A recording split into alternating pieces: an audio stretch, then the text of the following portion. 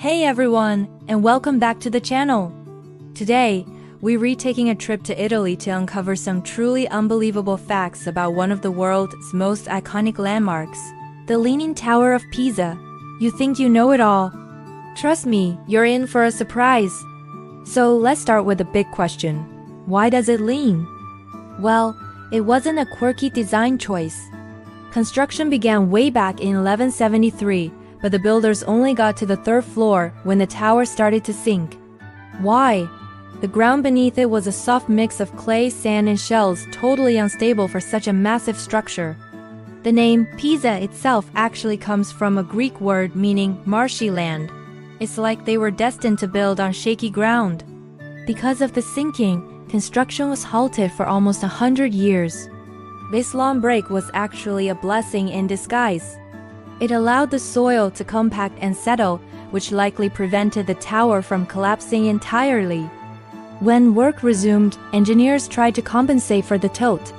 If you look closely, you'll see that the floors on one side are taller than on the other. They were literally trying to straighten it as they built.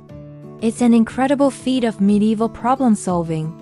Now, here's a mind blower. The tower doesn't just lean, it also curves.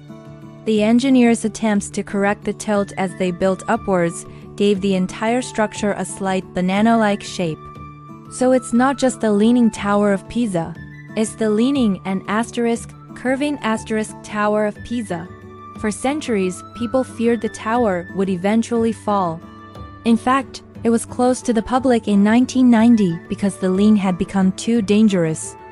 A massive restoration project began, involving a team of brilliant engineers. What did they do?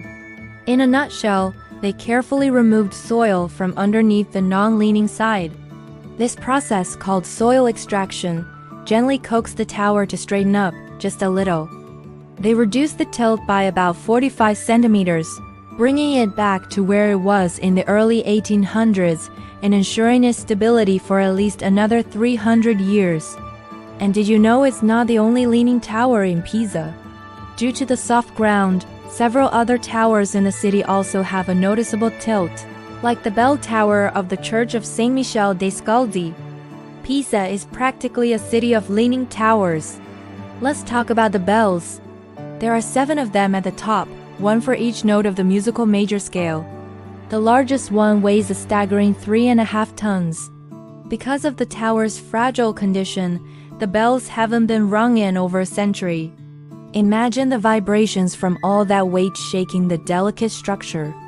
Here's another cool tidbit. The tower played a role in the history of science. It's said that the famous astronomer and physicist Galileo Galilei, who was from Pisa, dropped 2 cannonballs of different masses from the top of the tower to demonstrate that they would fall at the same speed. While some historians debate whether this event actually happened, it is a fantastic story that links this architectural marvel with a giant leap in our understanding of gravity. From its shaky start to its modern-day restoration, the Tower of Pisa is more than just a quirky photo op. It's a symbol of resilience, a 850-year-old story of human ingenuity fighting against gravity itself.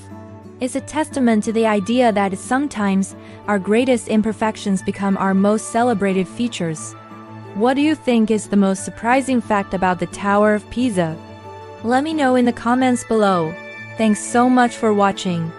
If you enjoyed this journey to Italy, don't forget to hit that like button and subscribe for more adventures into the world's most fascinating places.